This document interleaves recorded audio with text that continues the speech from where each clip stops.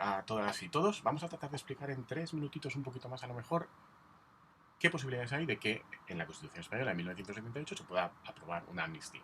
Es un tema, como sabéis, políticamente muy importante en estos momentos, hay mucha discusión al respecto y jurídicamente muy interesante, porque además no es fácil hasta el punto de que, por ejemplo, yo he cambiado de opinión sobre esta cuestión y creo que eso refleja pues que no es fácil y también refleja que a partir del debate que tenemos en estos días pues podemos todos aprender y cambiar de opinión significa aprender. Yo inicialmente, a partir del artículo 62 de la Constitución, que dice que el rey es el que de alguna manera se encarga del derecho de gracia después de una decisión previa que ha de seguir de un órgano democrático y con legitimidad democrática, pues el artículo 62 establece que este derecho de gracia no puede contener indultos generales, que los indultos solo pueden ser individuales. A partir de esta idea, y como para mí materialmente una amnistía y un indulto se parecían mucho, no, hay alguna diferencia. Bueno, los indultos son después de la condena y lo que hacen es que no tienes que cumplir la condena, pero no borrar el delito, mientras que la amnistía puede ser en cualquier momento y también borra el delito, te dicen. Bueno, pero en este caso al revés. Entonces lo que vemos es que la amnistía hace más cosas que el indulto. Si los indultos generales están prohibidos, con más razón estarán también prohibidas las amnistías. Este era un poco mi planteamiento, a lo mejor muy sencillo, muy básico. Creo que hay ventajas en que la interpretación constitucional y de derecho público sea sencilla, pero es cierto que a veces hay algún matiz adicional. Y de los defensores de la posibilidad de la amnistía en la Constitución hay un argumento que a mí me gusta, es decir, no es que no hay que fijarse en esta prohibición que se refiere al derecho de gracia, sino que hablamos de las posibilidades de que el Poder Legislativo atempere, module por criterios de oportunidad qué es lo que se puede perseguir y qué no. Y esto es una cuestión de relación entre poderes y no de derecho de gracia. No estamos en el derecho de gracia, sino que estamos en otra cuestión.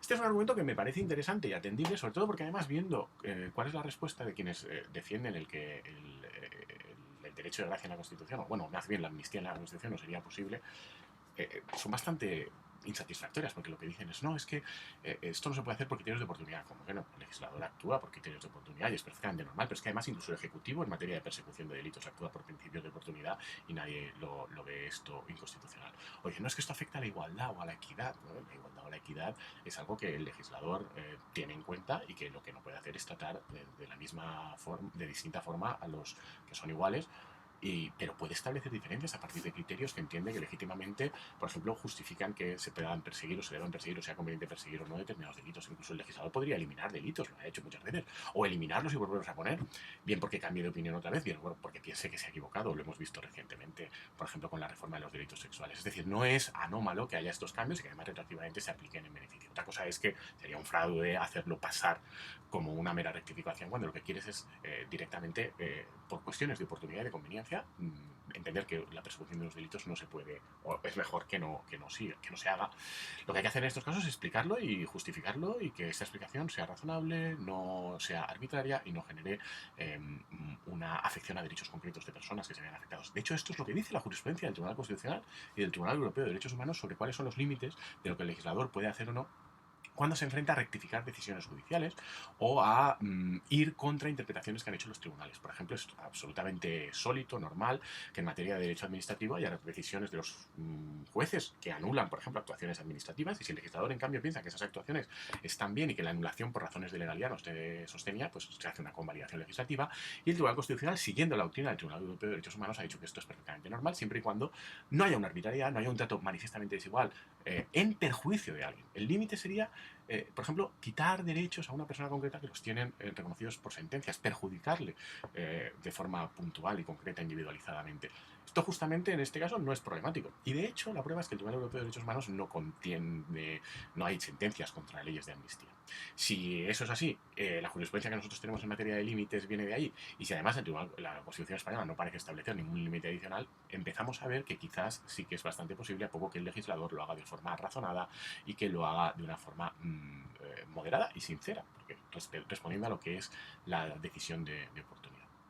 Además hay un argumento que parece bastante definitivo, que no se ha mencionado mucho, pero yo lo he visto en Twitter, que es donde últimamente vemos las cosas, o muchos aprendemos cosas, que es que hay quien dice, bueno, es que hemos tenido muchas amnistías en el pasado. Bueno, es que fueron antes de la Constitución, por ejemplo, la última. No, hemos tenido amnistías dentro de la vigencia de la Constitución Española del 78, amnistías fiscales. en las que se ha anulado la persecución de muchas infracciones.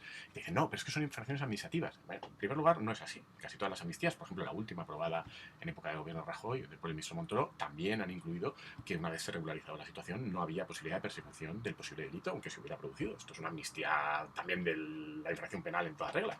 Y si esto no era inconstitucional, porque resulta que para otros delitos sí lo sería. Pero es que además, aunque fueran solo infracciones administrativas, llevamos años diciendo que la unidad del poder punitivo del Estado, que los principios en materia de persecución de infracciones administrativas son los mismos, si bien matizados, y con más beneficios y más manga ancha para la administración que en el caso penal. Va y resulta que ahora lo que diríamos es que no, y que lo que se puede hacer para las infracciones administrativas no se podría hacer en beneficio de las personas implicadas para la persecución de delitos penales. Parece que no es muy razonable. Esto, de alguna manera, además, se podría conectar con que la ley de enjuiciamiento criminal en los artículos de previo pronunciamiento hace referencias a las amnistías. En realidad yo pienso que es que se olvidaron de cambiarlo la ley y que siguen ahí arrastrando una herencia histórica. Pero bueno, es que incluso la ley de enjuiciamiento criminal dice, ojo, que en los artículos de previo pronunciamiento lo primero que tenemos que ver es que no haya habido una amnistía.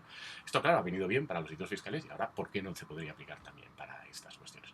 En conclusión, parece que los argumentos en contra de una amnistía, desde una perspectiva constitucional, son débiles. Otra cosa es que políticamente nos pueda parecer mejor o peor, pero además hay que tener en cuenta que si hay una mayoría política, y parece que la hay, crecientemente fuerte y grande a favor de que, por razones de convivencia, de democracia, de oportunidad, es conveniente para todos que esto se haga así, es perfectamente normal que el legislador lo pueda hacer.